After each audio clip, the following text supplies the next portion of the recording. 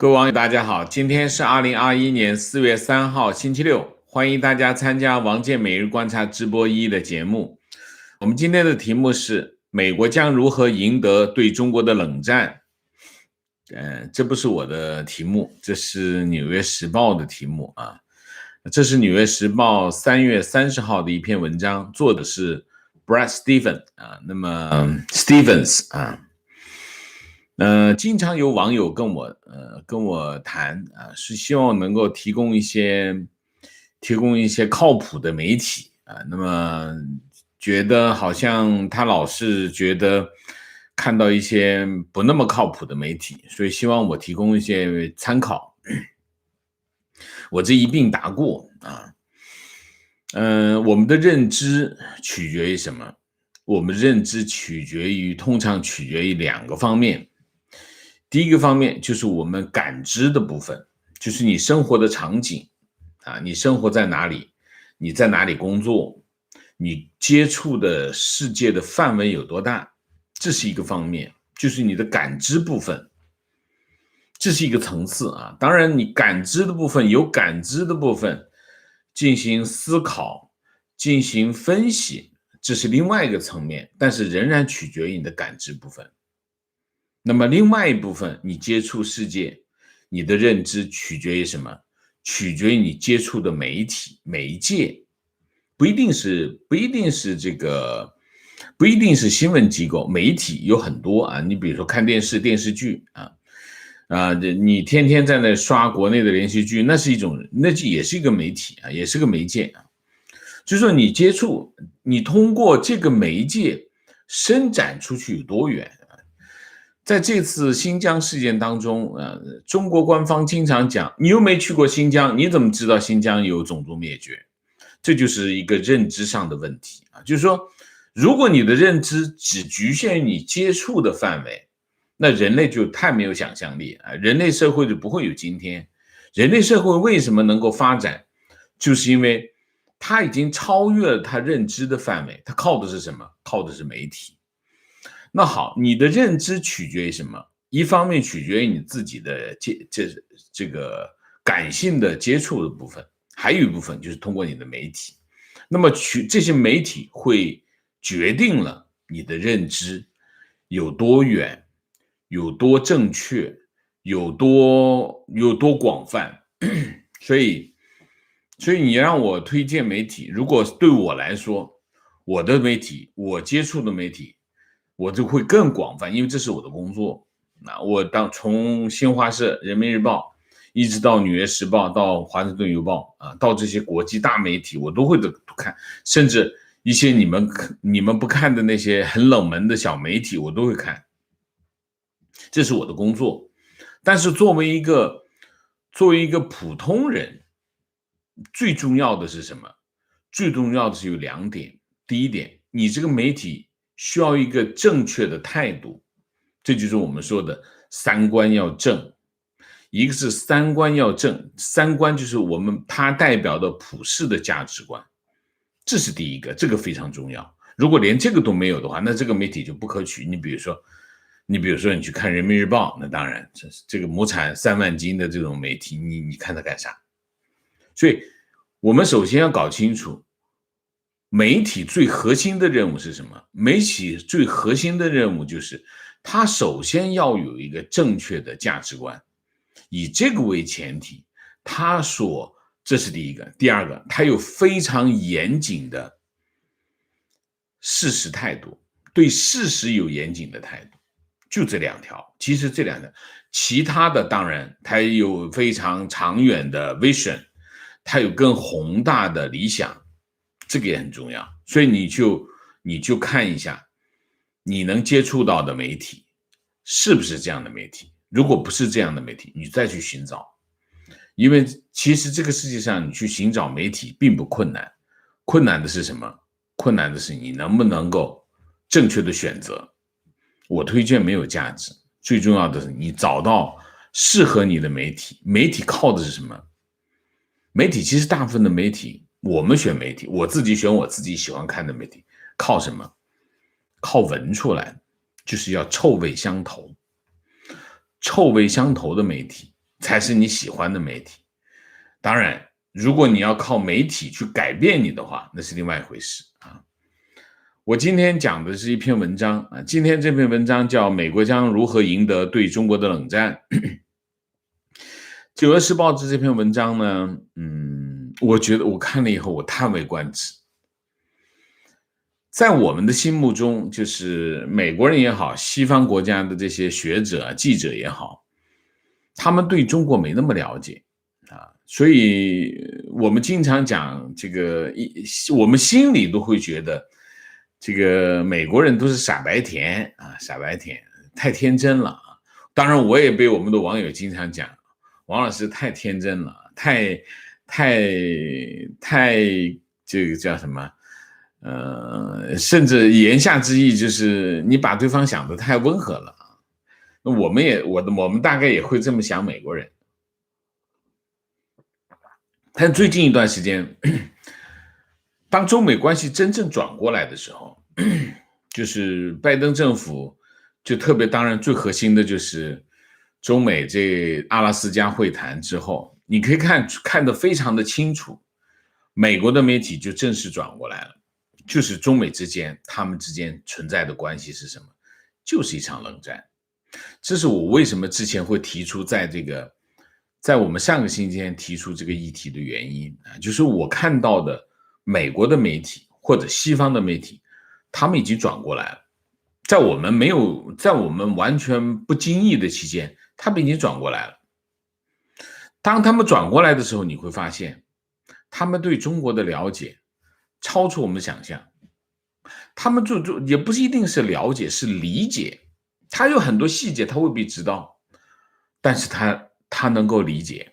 这篇文章我念给大家听，这不长啊，我念给大家听，大家就会知道，我们可以在西方媒体包括这些《纽约时报》，我们觉得没那么了解中国的媒体，它能够帮助我们去认识中国啊，这个是我的体会啊，大家参考一下啊。美国将如何赢得对中国的冷战？Brad Stephens 啊，那么全文3月30号，在第一次冷战中，美国和盟友拥有针对苏联及其卫星国的秘密武器，它既不来自中情局，也不来自国防高级科研局、国防高级研究计划局或者洛斯阿拉莫斯的武器实验室。这个秘密武器就是共产主义。共产主义之所以帮助了西方，是因为这是一个无法运作的经济体系，俄罗斯帝国无法跟上自由市场对手的步伐。他们假装发工资，我们假装工作啊。这则笑话是关于工人阶级天堂里的生活，经典的苏联式笑话，很大程度上解释了为什么一个拥有成千上万核弹头的政权会退出历史舞台。现在我们正在进入第二次冷战，这次对手是中国。这个结论来自安克雷奇举行的中美高层会谈，双方明确表示，他们不仅有利益冲突，而且有相容的价值观。美国国务卿布林肯直斥中国威胁，维护全球稳定的基于威胁全球稳定与规则的秩序。中国最高外交官杨洁篪回答说，美国必须停止在世界其他地方推行自己的民主。几天后，中国和伊朗签署了一项为期25年、价值4000亿美元的战略协议，其中包括联合开发武器和情报共享。这就是挑战美国主导的基于规则的秩序，没有比这个更直接的交锋了。情况也许会好起来吗？对于当前局势抱有幻想是愚蠢的。除了给北京壮胆，看不出拜登政府的和解行为有什么作用。不管你怎么看川普政府或者奥巴马政府，中国粉碎香港的民主制度，残酷地折磨新疆的维吾尔人，在南海违反国际法，帮助朝鲜颠覆国际制裁，使用军力欺负邻国，欺凌邻国，或开展网络战争和工业间谍活动，以前所未有的规模打击美国目标，包括本报，这并不是川普或者是奥巴马造成的。值得思考的是，如果有的话，这一次我们的秘密武器可能是什么呢？可以称作秘密武器，就不像贸易制裁或者海军实力这种，我们可以直接施加给中国的外在优势，而是中共政权与生俱来的内在劣势，中共无法摆脱。候选的武器我想到了3个，首先是民族主义。自从中共领导人放弃了正统的马克思主义，民族主义一直是该政权合法性的2个支柱之一，另外一个是提高人民生活水平。民族主义解释了中国对邻国的海域和领土的主张，庞大的军备，对台湾不断升级的威胁。但是坚定的民族主义带来的问题是邻国的反应。日本正在大举增加军备，把中国当作头号对手。澳大利亚正在采取行动，遏制中国的影响力，虽然情势略显尴尬。越南越来越靠近美国，美国所能做的最合适的事情，就是重新加入 TPP。这个协议被川普政府不假思索地毁掉了。第二个是个人崇拜的政治。自从毛泽东以来，没有其他的领导人像习近平这样大权独揽，在某些方面，这使得中国的威权主义更加有效。而在面对类似新冠病毒这样的危机时，比起西方的混乱的治理，威权主义的效果似乎令人羡慕。但是习近平无法克服超级集权与生俱来的弱点，他拥有的权力越多，整个政权被他误判伤害就越大。他越努力营造无懈可击的形象，就越容易拒绝难听但必要的信息。他越是切断不同意见的渠道，他就越想镇压那些意识形态和政治上的觉醒。习近平正在制造自己政权的批评者和敌人。第三是中国正在进行的不断扩大的运动，目的是什么？目的是规范、监督和控制上帝。这里指的这个上帝不是指至高无上的权利，而是人内在的声音。中国领导人就算是表面开明，也一直在无情地镇压精神和宗教运动，无论是法轮功、伊斯兰教、藏传佛教还是独立的基督教会，因为宗教培养不受政治控制的道德良知。道德良知是没有任何政府能够强迫的，这就是为什么西方国家采用宗教自由的原则是多么的明智。拜登政府应该把握每一个机会，强调他与习近平本质的区别，应该邀请达赖和其他的中国的宗教领袖不断的访问白宫。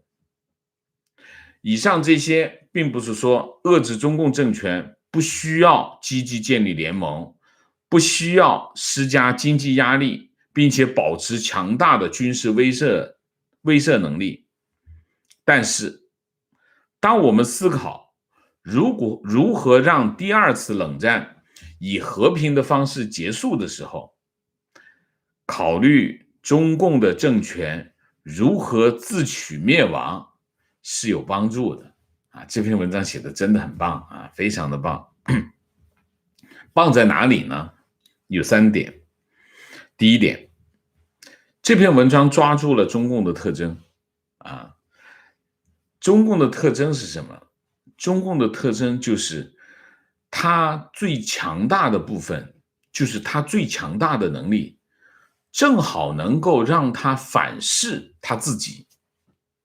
你比如说独裁，独裁它在某些时候它是非常有效率的独裁政权是非常有效率，但是正是独裁这个本身，它会让它自己反噬，它咬自己，就像一个蛇，它的咬的能力很强，它最后把其身边的都全部咬完了以后，它最后咬它自己的尾巴，它就会反噬。所以这篇文章抓住了什么呢？抓住了中共的特征。中共的特征是它内在的缺陷，而这种缺陷是它与生俱来，它没有办法克服。这是第一点，我觉得这个很重要啊。第二点，这篇文章不长就是他没有去论证很多已经存在的事情，所以它很简单但是呢，他抓住了中美关系的核心。中美关系的核心是什么？就是第二次冷战第二次冷战就到了这第二个。第三个，这个文章也抓住了拜登政府对华战略的中心思想，就是用什么呢？用竞争的心态进行对抗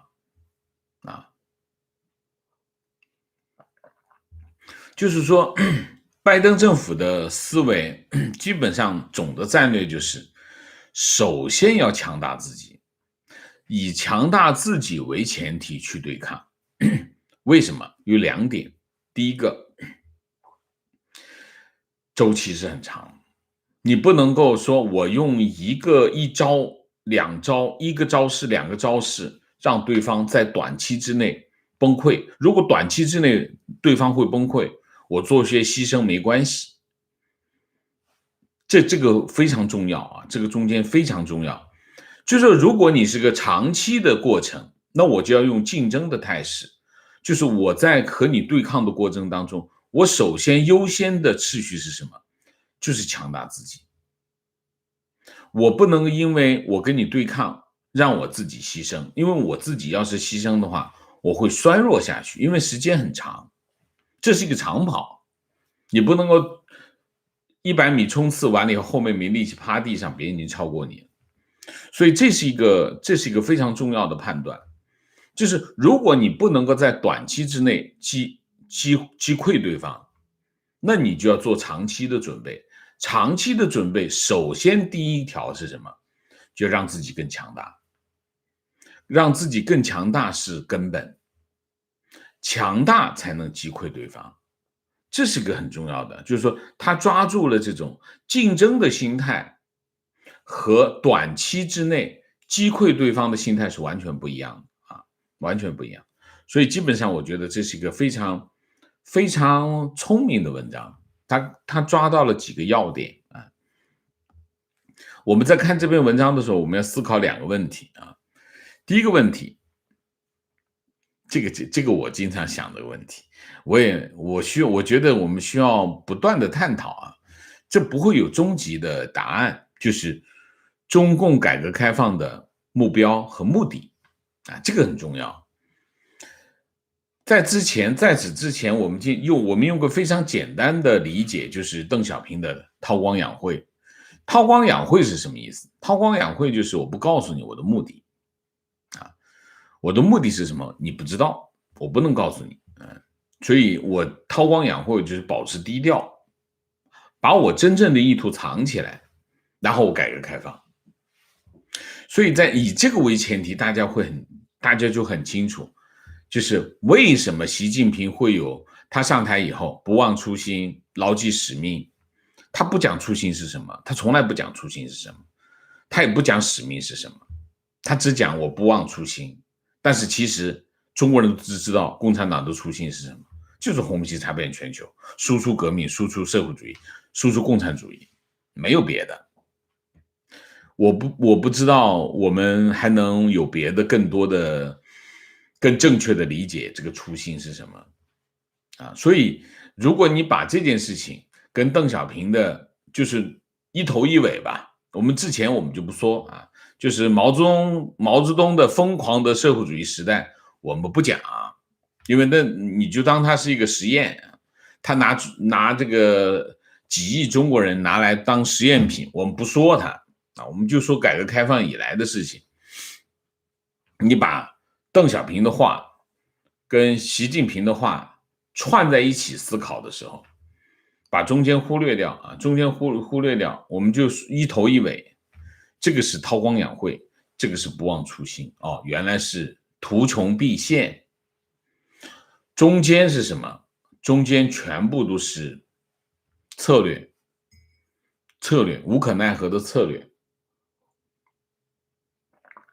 所以这是需要考虑的啊。是，那么中间涉及到什么？涉及到江泽民也好，胡锦涛也好，那么他们之间为什么会有一些让西方国家让我们都误解，认为因为中间有一个非常重要的理论，其实在西方国家在怎么处理对华关系的过程当中，有一个非常重要的判断是什么？中国在转型啊，转型由一个计划体制转为市场体制。计划体制跟市场体制相匹配的是什么？计划体制就是社会主义，市场体制就是民主政治。这是一个转型的过程。那么中间会有一个什么变化呢？会有一个比较长的过程啊。那我们经常讲，等大家都没失去耐心的时候，就骂中共，摸着石头过河，他摸着石头他就不过河了，就是转型转到一半他不转了。不转了什么意思？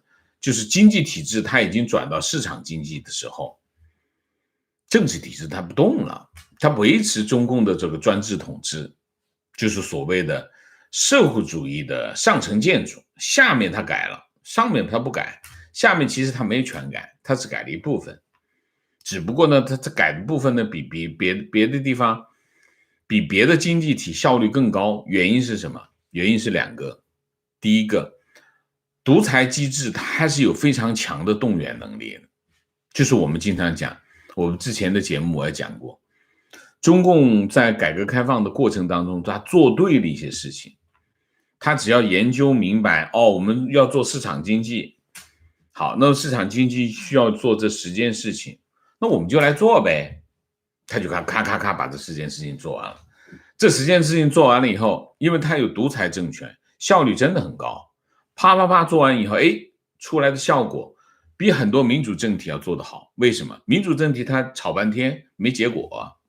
你比如说印度你要把这10件事情做完，它可能需要的时间比中国多20年，这是肯定的啊。但是这里面的问题是，当他把这10件事情做完之后，中国经济就加上什么？加上美国的配合，美国配合什么？让他进入世界贸易组织。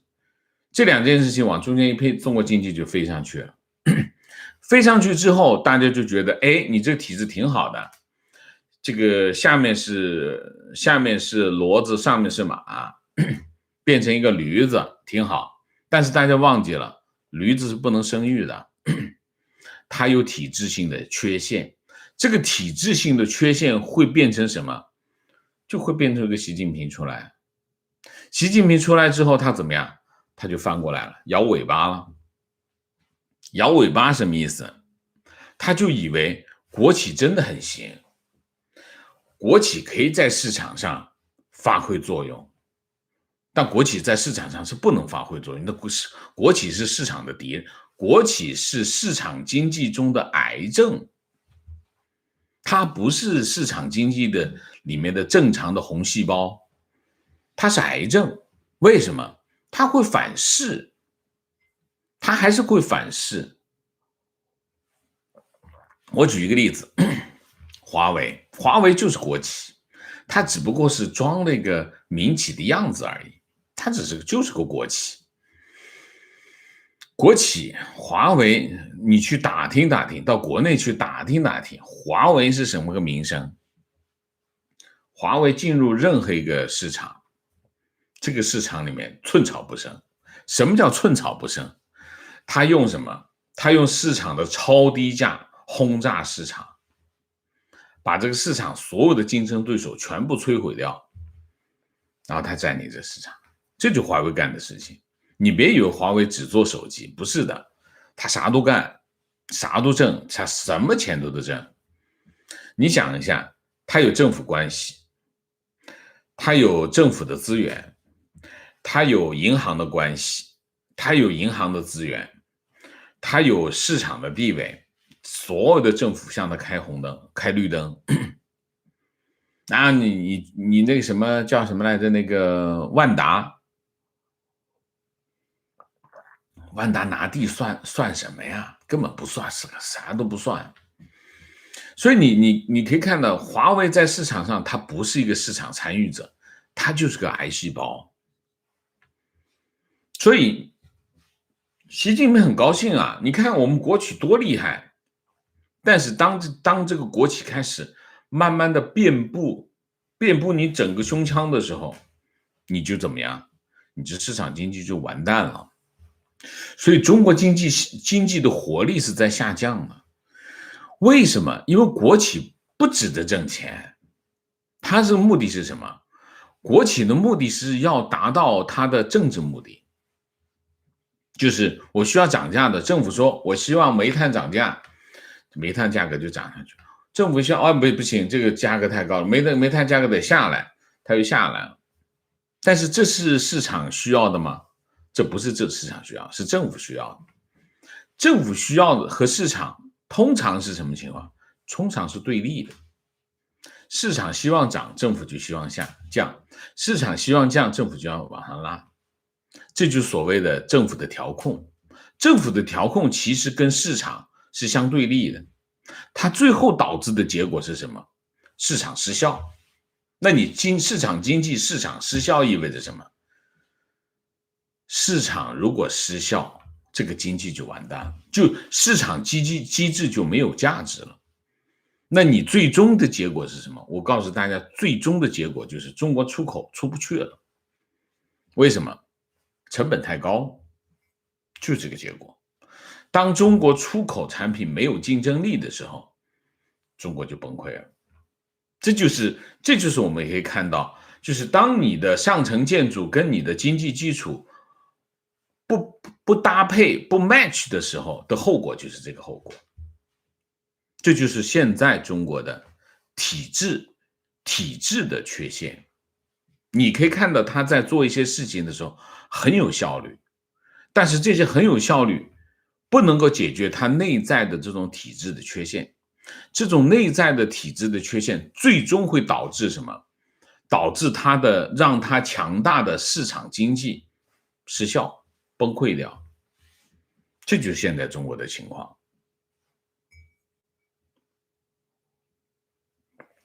所以我们第一开始就是我们要考虑的是什么？思考的问题就是中共改革开放的目标和目的。它目标仍然没有变过，它改革开放目的是什么？还是要让社会主义强大起来。你把这个邓小平的话跟习近平往中间一连，你就大概理解这件事情。这第一个。第二个，我们还要思考的是什么？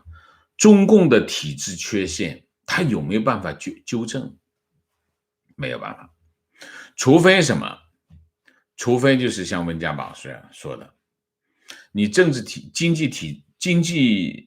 济改革，市场经济的改革，你要完成它。完成它的特征是什么？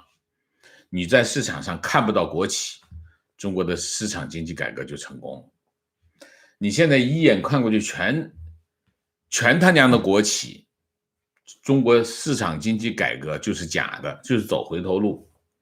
这就是基本的标志。然后把市场经济改革的过程当中，把你的政治体制要改过来，这就是真正的改革。如果像现在这样改着改着全是一眼望过去全是中字头，中共的特点，中共这个政权有一半是共产主义的这个集权，另外还有一半是什么？封建主义的意识。什么叫我举个例子啊，中国这两个字普通企业是不能用的，只有国企能用，这就是封建主义。封建主义就是皇帝我能盖这样的房子，超过这个规格谁都不可以盖，就是同样的性质啊，这是同样性质的问题。所以他没有办法解决中间的问题，原因是这个世界就是这样运行的，你不能违背这个世界的规律啊，你不可能建立一个专制的集权政权下的市场经济，这是不可能的。不，最终的结果就是这个市场会失效的。因为什么？因为中间会变成一堆的国企占领市场，这就是现在习近平看的事情。习近平现在干的所有的事情都是什么？其实大家给他的一个绰号是非常形象，什么说哈？总加速师，他是把所有的进程加快了，浓缩了，让我们更快的看到这个结果，这不挺好吗？这挺好，非常好。我经常讲，习近平干的事情都是让这些事情让我们更快看到结果，挺好的啊。我们再看，我再介绍另外一篇文章，这篇文章是人民大学美国研究中心主任叫石英红啊，他也是这个国务院参事啊，他还是有一定的这个学术地位的啊。他4月1号，在一个国政学人的这个微信公众号上发了一篇文章。这篇文章的主题是什么？这篇文章的主题是不能低估拜登啊。我把这个文章给你介绍一下，你去看。我刚才讲了这个纽约时报怎么看中国啊，我们再看看中国的这属于那种有实力的学者怎么看美国啊。拜登政府对美中关系根本性质的界定最正式、最直接，见于美国国务卿布林肯首次对外政策的重要演讲，即将中国定义为美国唯一的全面的 systematic 敌手和竞争者这是美中关系的最全面、最正式最直接就是美国唯一的全面的敌手和竞争者拜登政府会部分的迁就和说服国会民主党左派和共和党建制派和共和党的民粹派，再加上部分说服和迁就欧洲盟国，同时依靠全部署方式叫 all agency approach 讨论和协调对华关系就是拜登政府的对华关系是3重协调，一个是协调国会，一个是协调欧洲盟国，还有一个就是这个迁就国会，然后进行全部属实的这是他开始重新协调对华政策。拜登政府一段时间内将不理睬中国近来对美放话中的软成分，并以战略耐心等待中国方面就某些或者个别重大问题的软化。等到美方理睬中国对美放话中的软成分时，态势大概会相当强硬，合作和正常竞争的范围将被限定的相当有限，为此规定的条件大多相当严苛。美国军方正在酝酿战略兵力部署方式的重大变革这我们报道过，这与中国战略军事能力上升的形势下对华备战密切相关美联社2月17号分析报道指出，这项变革要旨是不受美军永久基地的制约，依照较难预测的周转和较小的集群部署兵力，目标是令中国战力失衡。即使拜登政府对华态势被国际舆论普遍公认为比较强硬，但他仍然受到共和党为主的美国反华民意往更强硬方向催逼。拜登入主白宫刚刚2个月余，接种疫苗人口3月中旬已经达到全美 25% 以上，4月底有可能达到 65%。1.9万亿美元的救援方案已经国会两院通过，普遍预期2021年 GDP 美国经济 GDP 增长率可能会超过中国。美国内部的严重撕裂有所缓解，拜登政府与时俱进的调整已经做大，拉拢国际人心的努力进展明显，较省钱又较高效的备战方式正在开展，拜登政府绝地反击的激情正在开始迸发。中国切勿低估拜登政府的能力和已有成就，必须对对手的综合实力和潜能进行开放式的观察。记住，苏轼有句话叫持大而不戒，则轻敌而屡败；知小而自卫，则深谋而必克。那这件事情你可以通过这个石英红他的这篇文章我没有找到啊，大家有网友如果找到可以贴出来，我没有找到，就国政史这个国政学人的这个微信公众号没有找到啊，不知道是不是给封掉啊。我看石英红的这篇文章，我有几个看法啊。第一个看法，第一，在冷战这件事情上，我看中美双方是已经有共识了啊，中美之间开始进行一场冷战啊，我们叫第二次冷战，这个应该是有共识啊，这是第一个。第二个，这是一个长期的过程啊，不会一蹴而就啊，这是第二个。第三个，看不见的战线更激烈。我认为中美之间激烈的对抗，真正激烈的对抗现在才开始啊，而这种激烈的对抗都是看不见的战线啊，都是没有硝烟的领域，而且比原来更激烈、更残酷。这是第三点。第四点，这一点对我们的分析，这增加了我们分析的难度，而且要求我们在某一些领域要非常的专业啊，在某一些领域要求我们非常深入专业的进去看，否则看不清楚啊。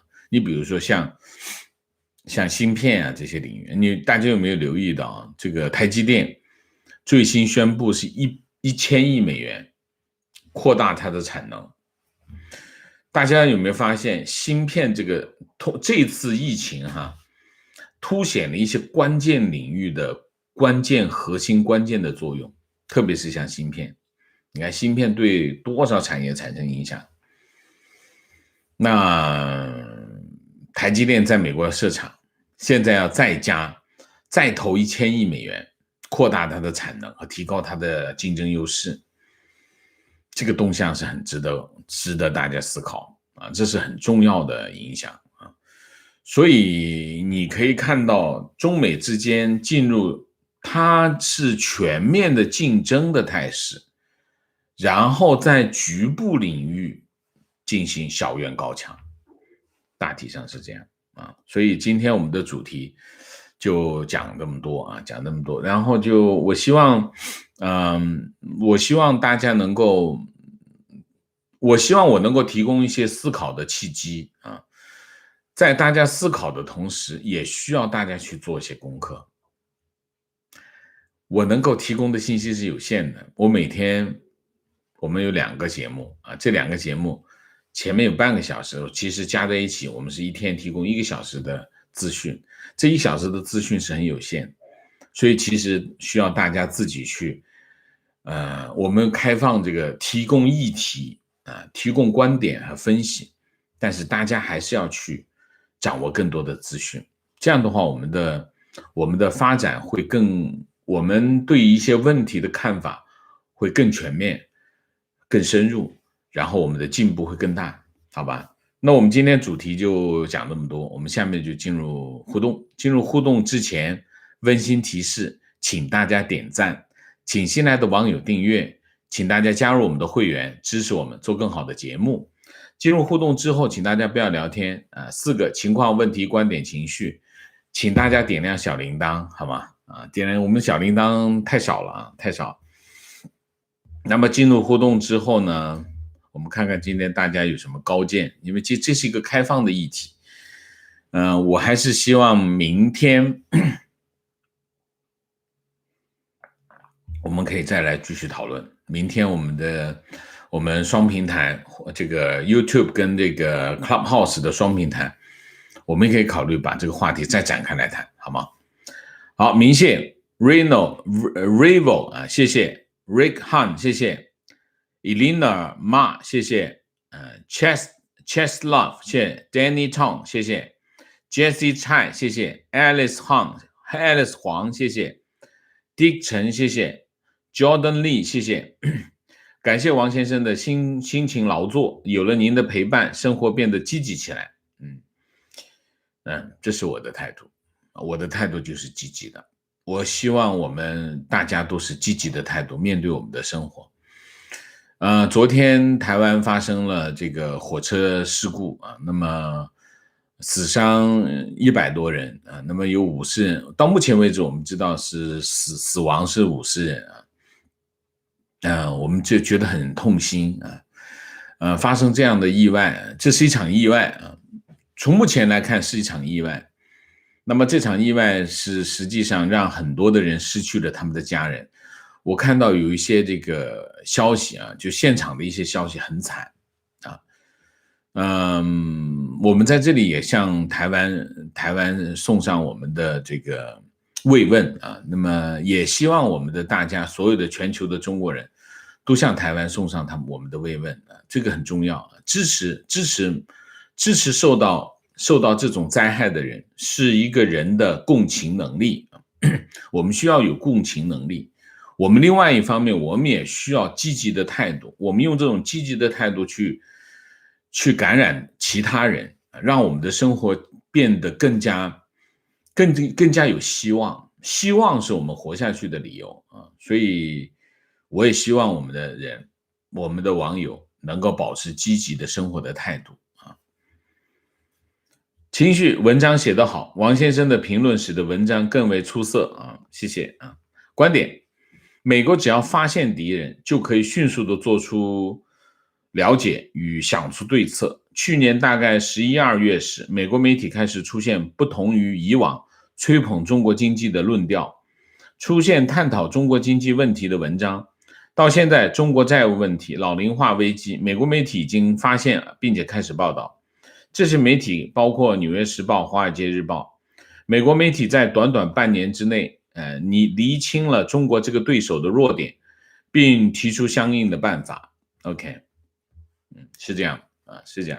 他们需要时间但是当他转过来的时候他的能力是非常强的这个我是觉得我们现在来看，美国是有实力的美国是有实力的，这只是他最大的问题是他搞清楚对手是谁这是最大的问题观点，美国现在提出的中美关系是竞争关系，竞争是有原则的，参与各方要守规则，如果不守规则就会被警告、处罚、开除，现在只是开始观点，王先生对于媒体那段说的太好了，我去年疫情开始全面翻墙，那个时候信息应接不暇，太多自媒体的新闻看起来很爽，但是信息太不靠谱。但自从王先生全网第一个指出竞争没有死的时候，我就认定王先生绝对是我在 YouTube 最信任的自媒体谢谢谢谢。观点，刚才王先生读到文章有一句我非常同意，宗教培养了不受政治控制的道德良知，这也是为什么这个世界上的独裁政府包括 CCP 在内都那么害怕宗教自由。 CCP 本身就是全靠洗脑建立的一个黑帮和邪教，他们最害怕的是不受他们控制的道德良知。非常棒，这句话说的我很喜欢说得很好观点，习近平所指代的还有普通民众所理解的不忘初心，其实是在中共带领下实现共同富裕的目标，虽然务虚，但暗合他们教育的内容，大家都能够顺着想到这个，共同富裕。你共同富裕了吗？我完全反对这个观点，不忘初心肯定不是共同富裕。中共上来就讲，我们先让一部分人富起来，他从来没有讲他最终达到最共同富裕啊，这是后面的话。但是你要知道，当他让一部分人先富起来，你知道这部分人是谁吗？就他们自己。然后什么时候你能共同富裕？你能富裕到他那个程度吗？你信吗？我是不信。你知道他有多富裕吗？一个常委几千亿的家产，你什么时候会有几千亿的家产？如果当你有几千亿家产的时候，可能100亿只够买一颗青菜，你说是不是？那他变成多富裕？所以共同富裕肯定不是他的初心，因为这是无法实现。你见过人类任何一个国家出现了一个共同富裕的国度吗？没有吧？有一个共同富裕的，一定有贫富差距的。为什么？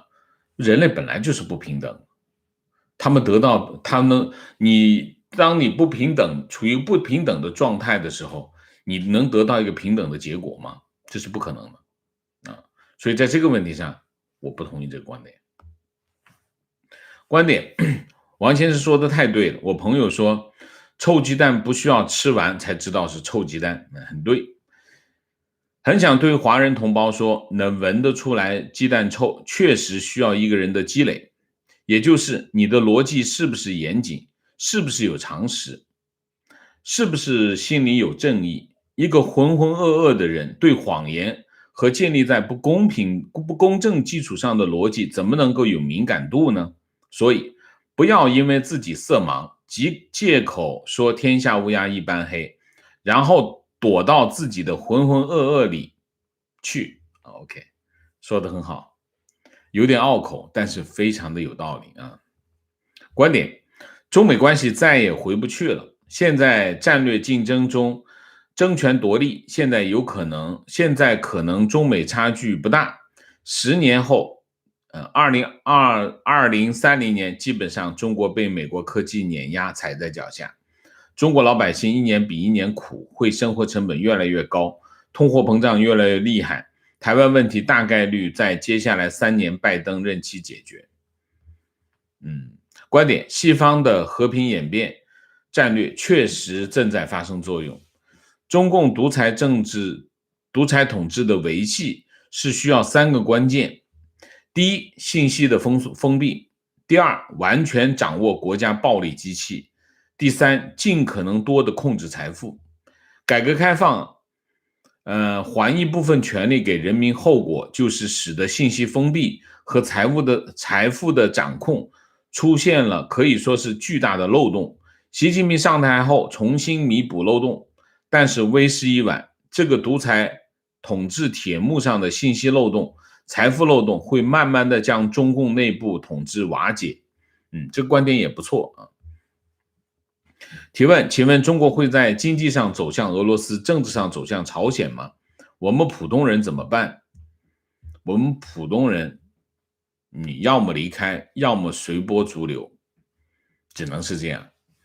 你说有别的更好的结果吗？我不知道。在乱世当中能够保全性命于乱世，然后保全自己的名节和清白不容易啊。那我们可能会需要付出巨大的代价和努力，才能得到其他国家平平淡淡就能获得的东西，这是非常可悲的一件事情。所以我经常劝，就是有能力还是离开吧。因为你没必要这样，你倾注了大量的时间、精力和努力，去获得一个其他国家躺在那儿，其他国家的国民躺在那儿就会有的东西，为什么呢？所以我还是你要问我的话，我就劝你离开啊。观点，无论有心还是无意，拜登团队上台以来，对华战略堪称高明。一是整顿内部，快速接种疫苗，达到群体免疫，也就是先为己之不可胜；二是重返国际集结盟友，逼迫中国明确立场而划分阵营。这个行动需要一个抓手，或者说是集结号。在新疆议题恰恰打到中共的七寸，新疆是一带一路的枢纽，维吾尔族的信仰又可以让与美国有矛盾的伊斯兰国保持中立，最大化孤立中共，只能被迫与俄罗斯、伊朗、北韩抱团，成为世界公敌。拜登选择新疆而非南海，是因为完全不影响国际贸易秩序和美国本土供应链，也避免了擦枪走火的热战风险。OK， 观点，所谓错的存在内部缺陷，不能长期存在，且必然灭亡的存在，并不能放之任之，不加管制。例如癌症，如果任其发展，其结果必然是正常细胞扩散和身体整体的灭亡。与正常新陈代谢不同，是疯狂的扩散和不可持续的自取灭亡。OK， 提问：就目前来看 ，CCP 控制天朝已经很稳定，要使 CCP 下台，必须借外部战争，而西方国家值不值得、愿不愿意、能不能发动对华战争，我个人态度持怀疑态度。如果不能外部武力逼 CCP， 最后只会与天朝与时脱轨，而 CCP 关门继续执政，人民会比今天更加悲惨。那么西方文明国家真的有心开战吗？第一个，必须打仗才行吗？这篇文章正好回答你的问题啊！这篇文章正好回答你的问题，也反驳了你的观点，就是说 CCP 下台必须借外部战争。你说的这个必须条件呢，我不同意啊。就是说，中共的这种集权政权，它有制度性的缺陷啊。这种制度性的缺陷，这篇文章的观点是，我们要让这个第二次冷战取得一个和平的结局啊，那我们就要思考一下中共自取灭亡的这种可能性啊。这就是这篇文章给你的说法啊。所以，不要轻言战争啊，不要轻言战争。我不是说战争我们不可以考虑，我们不要把战争当做一个经常随便拿来用的工具啊。这是一个，何况中国是一个14亿人口的国家，没有人那么容易会下决心跟中国进行一场战争。如果不打仗不是更好吗？观点，希特勒的宣传部长戈培尔说过，大众传播媒介只能是党的工具，他的任务是向民众解释党的政策和措施，并用党的思想理论改造人民。 CCP 的宣传部完美的继承了他的理论，正在全面的纳粹化。提问，请问王老师，共产主义政党能够在几届领导人的更替下维持初心不变的内在逻辑是什么？其最终目标是独裁全球吗？这个问题问得非常好。内在逻辑是什么？内在逻辑就是他们的权力斗争。那中共也好，苏共也好，其实所有的共产党，所有的政党，其实也不仅仅是共产党，其实所有的政党，从他一出生，民主党也好，共和党也好，他们一诞生的那一天开始，他们党内就在争权夺利。当然，你现在在民主政治的国家，他们的争权夺利是以什么为方式啊？是以政策为方式。你比如说美国啊，美国的民主党也好，共和党，他们的权力斗争意味着什么？意味着他的政策的竞争啊。只要你提出一个能够获得民意的政策，你就会获得支持。当你获得支持的时候，你在党内就有地位啊。当你在党内有地位的时候，你就会获得权利。这就是民主政治下的政党政治。中共诞生的那一天开始，他们其实也是差不多，就是他们也要提出政策。其实政党内部的权力斗争，他们竞争的是什么？去竞争的都是政策。那么但是在中共内部，你刚才讲的这内在逻辑是什么？内在逻辑是中共是独裁政权，民意跟他没关系，所以他竞争的是什么？竞争是在党内获得支持度。他在党内怎么样获得支持？这就是你的内在逻辑了。就是当他越偏激，他越容易获得支持，这就是他内在的逻辑。所以为什么会跑出一个习近平来？跑出习近平来，其实就是他内在逻辑的反应。就是当他越激进，他越容易获得支持。当他越获得支持，他会越激进。所以他就不忘初心啊，又回去了。我认为他是这么回去的啊。提问王老师，有些声音说，民主国家原来对付集权国家的武器是民主人权，却越来越无法发挥作用。集权国家可以通过有限民主对民主分而治之，用生存权来混淆人权，淡化和模糊人权。请问王老师，你对这个声音怎么看？没有，无效啊，假的就是假的，真的是真的。这个你用假的来代替真的，除非你把这个老百姓的眼睛蒙起来，他不知道真的是什么。就是民主哦，所谓的民主；人权哦，所谓的人权。中共是用这种方式，用这种话术来欺骗，但是其他人是知道的呀。所以在这个问题上，不是这个人权跟民主失效，是这些人被欺骗，这是两回事，这是两回事啊。民主跟人权永远是什么？永远是个观念，它是个观念，首先是个观念，然后在这个观念之下有制度性的保证。那当然，你在一个集权国家，你跟他讨论这个问题有意义吗？其实是没有意义，因为他看不见，对吧？所以，没办法发挥作用。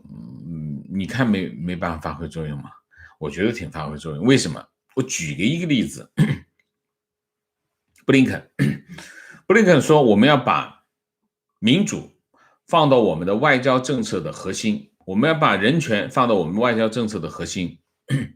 这其实就是我们的外交政策要围绕着意识形态展开。你说没有用吗？有用啊！你看看新疆问题，新疆问题是基于什么？新疆问题跑出来是基于价值观的问题，基于宗教自由，基于人权，基于一个人的基本的权利尊重，否则大家为什么会反抗它？所以新疆问题给中国带来了多大的后果？你说怎么会没有用呢？如果不是基于民主，不是基于人权，不是基于宗教自由这种意识形态上的东西，美国为什么要把它拿出来讲？美国拿出来讲，为什么会得到全世界这么多国家的响应？为什么？靠的就是这个呀。所以你怎么说淡化和模糊呢？没有啊，是越来越鲜明啊，对吗？情绪坐标台湾，在某基金公司担任风险管理职，看到公司还在投 A 股，很是恼火。今天看到桥水基金开口闭口还在夸赞中国，要不是有房贷压力，真不想在这个恶心的行业里面待下去。千万别。这里面的问题是什么？在这个问题上，大家一定要搞明白。美国也好，西方世界也好，在跟中国竞争的过程当中，他只要做一件事情就对了，就是做对他自己有利的事情。就是你跟中国往来是吗？好，如果你跟中国往来能够挣钱，你就尽量做，只要能让你强大就是对的事情。记住，任何一个商业机构，只要你能赚钱，就对美国有利，对西方就有利，你就把它做下去，不管这个你觉得对方是怎么样的情况，你都可以做下去，除非政府规定这件事情不能干，你就不要干。你把握这个原则就对了啊！不要因为说啊，我这个基金，这个基金如果它能够在中国公司、中国的股票上能挣到钱，你就去挣，这是好事。这就是竞争的心态啊。观点：前段时间上海著名的同性恋网吧被钓鱼执法，理由是他们被加上了黄赌毒的标签，这不是第一次发生。前年我的男同朋友，因此被拘留了一晚上。对性少数人群的态度，就是对少数人的态度；对少数人的态度，其实就是对大多数人的态度。在这样的环境下，没有一个人是安全的，就是这样，就是这样啊，很对。观点：我也不相信共同富裕。你以为蛋糕先要做大，但不要忘记。做蛋糕的人最终会决定分担蛋糕的方式。OK， 观点：今天扫墓碰到之前在上海工作，因种种原因回台湾的大哥，我说去年全球因为疫情的关系都不太好，他回答我，只要中美贸易战结束，疫情就会马上结束。我在想，洗脑真可怕，不管受多高深的教育，在那个环境下都会被影响。提问：有一个问题一直不解，认识一些在国外生活20多年的朋友，他们可以接触到西方媒体，自由言论，言论自由的社会，但是为什么他们一方面生活在海外，享受着西方带来的好处，一方面却极力的抨击他们居住所依赖的精神生活和物质生活的各个层面，天天跟高喊打倒美帝？我也有这样的朋友啊，就是他对他所处的生活的各个层面都不满意，他也不回国，他也在这待着，但是天天高喊打倒美帝。我有这样的朋友，我曾经分析过，他也不是装，他是真的啊。那么为什么呢？我在他们身上老实讲，我们看到了什么？我看到了川普支持者的群众基础啊，就是川普支持者是有一个川普是有群众基础的啊，就是他代表了一部分人群，这部分人群共同的特征是什么？2个字：愤怒。他们觉得这个社会对他们不公平。这就是我们现在要讨论的一个问题，就是现在这个社会要讨论的一个问题，就是美国社会为什么分化？所谓的分化讲的是什么？就讲的是这部分人群啊。那么我觉得美国社会要好好的检讨，就是检讨3件事：第一个，种族歧视；第二个，社会公平或者社会公义啊；第三个，怎么样让这个社会更加能够彰显美国社会财富带来的好处，就这3点。我认为美国需要开始做这方面工作啊。那么包括你可以看啊，就是说拜登政府其实他们上来以后，还是做了很多这方面的工作，对有色人种啊，对这个种族歧视啊，对这个社会不公的这些做了很多的工作。我觉得非常有价值，非常对啊，非常正确啊。观点：小粉红一方面是整个家庭都是依靠共产党的名号，才能在中国小老百姓前作威作福；另一方面被洗脑造成中国人缺乏独立思考及民主思想的原因是共产党钳制言论自由、新闻自由、网络防火墙以及学校教材。看看欧洲很多国家也是从帝制发展过来，如今也是民主国家。香港和台湾人都能转型到民主，归根到底就是共产党多年无孔不入对人民的洗脑教育。与外网的隔绝，导致中国价值观和世界普世价值观的鸿沟。非常正确，非常正确。观点，中美相比，美国有很多结构性的优势，首先是教育体系，其次是美国的整个社会消耗很少，自由市场效率高，国内维稳，体制内国企让整个社会效率极大的浪费。其次，一个自由民主的社会让个人迸发出强大的创造力、想象力。我们不是没有乔布斯，比比尔盖茨资质的天才，我们是缺少让他们成长的土壤。如果我们要说体制的缺陷这个中共体制，或者是我们讲这个所谓的他们讲的举国体制，举国体制只讲了一件事情，只讲了前面的部分，没讲后面这部分大家知道中国的体制的，其实他在强调他的举国体制的优势的时候，其实就是这有点像什么？就有点像孔雀，就是他只给你看了前面开屏的部分，后面丑陋的屁股他就没有，他躲起来了。但实际上这个躲起来他还是在的。大家知道在中国的体制是什么？中国它没有内在的内生性的增长动力大家一定要知道这一点。什么意思呢？就是他要拔起来一样东西的时候，其实同时他必须把其他东西摁下去。所以呢，我这篇文章最厉害的地方是什么？他一眼看穿了这一点，你就让他拔嘛，没关系的。最后的其实是他要拔起来的东西是拔起来了，但是呢，你忘记了，你没有看到被他摁下去的部分。这个代价是什么？就是当他要培养某一个人才、某一种人才的时候，意味着什么？意味着他会把其他的人才全部扼杀掉。中共是需要他要的人才，这没有错中共需要他人，他是每个政党都需要自己的人才，但是他的结果是什么？他让整个社会都培养他要的那种人才，那你怎么会有创造力？这意味着什么？意味着一代一代的人被他牺牲掉了，那这个国家就不正常。你又红又专是什么鬼？又红又专其实是只有红没有专，但你只有红没有专，你这个国家怎么发展？所以所谓的制度性的缺陷，正是他吹嘘的举国体制，就是说他得到了1，付出了10的代价。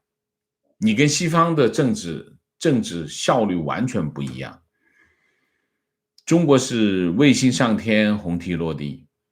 卫星上天，红旗落地什么意思？就是当你去强调又红又专的时候，其实只能强调红，不能强调专是没有的。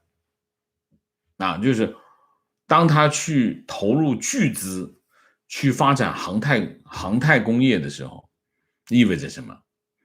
民间的资源被剥夺，那你拿来发展经济的钱就少了很多。那你看美国是什么情况？美国你看一下特斯拉，不是特斯拉，马斯克的 SpaceX， 这不是政府干的，这老百姓干的，老百姓就能把事干成这样，这就是体制的差别就在这里提问王老师，我们如何回怼那些端起碗吃饭放下碗骂羊的观点？忘记了饭是谁做的嘛？你把饭是谁做的讲清楚就怼回去了坐标上海，原本预约了第2天下午的疫苗，结果第2天下午没过去，被告知没疫苗了，让我们第二天一大早去，说今天只有团体才能接种，没预约的不能打。我真是醉了，这个管理也真是混乱。我估计他的疫苗跟不上应该是这样这不是一个地方，就昨天就有网友说有些地方没得打，疫苗应该是跟不上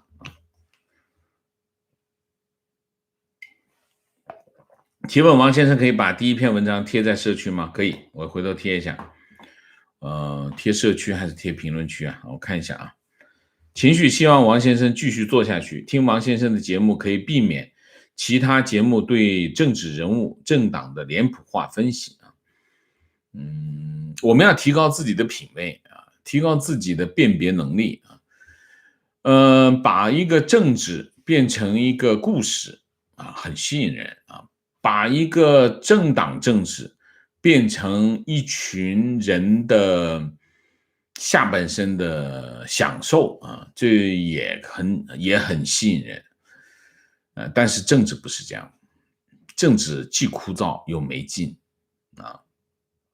所以我们需要进行的是更深刻的思考和更全面的把握啊。所以反正我是看着这些故事，从我开始当记者开始，这些故事就在写，天天写 A 呀 B 呀 B 跟 A 跟 B 的这些关系啊。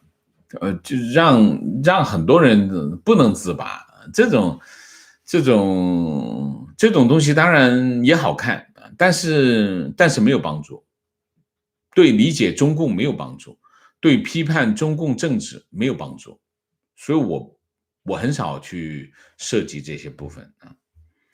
好，明谢，情绪啊，还有一个情绪。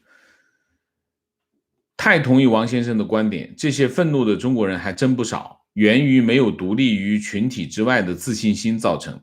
太多的中国人把自己只看作是中国人，而不认同自己。OK， 明谢 VV 谢谢啊 ，Helen 谢谢 ，DZ 张谢谢，王先生每天2次直播辛苦了，请多保重身体。我会的，谢谢大家，谢谢大家的关心啊。我每天这2个直播是有工作压力，但是我很享受啊，因为这也是我喜欢的工作啊，也得到了大家的支持啊。但得到大家的支持，我就特别高兴啊，特别高兴，所以我就越起劲啊。Elizabeth New York 谢谢，很喜欢王老师每次节目结束时说做更好的自己。祝王老师节目周末愉快，谢谢，也祝大家周末愉快。Frank Yu 谢谢提问，上海浦西房价补涨情形凶猛，目前区域就我一个挂牌，其他卖家都选择性的撤牌或者是挂天价，我手上这层楼层不佳，有意向买家再谈，想跳价又怕错失诚意买家，请问王老师有什么建议？我怎么能够给建议呢？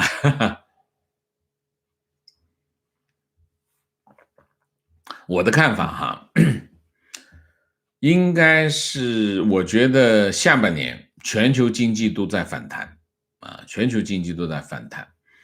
那么全球经济都在反弹，中国的经济也会反弹，中国经济出口会很好啊，所以在这块，昨天我看《华尔街日报》有篇报道，是全球供应链火力全开，都在准备全球经济的反弹。那么这是一个新的浪潮啊，大家准备一下啊，准备一下，这是一个大背景，你参考好吗？好，我们今天主题就到这里，感谢大家的参与，我们下个节目再见。再见之前，请大家点赞，请新来的网友订阅，请大家加入我们的会员，支持我们做更好的节目，做更好的自己。谢谢大家，谢谢。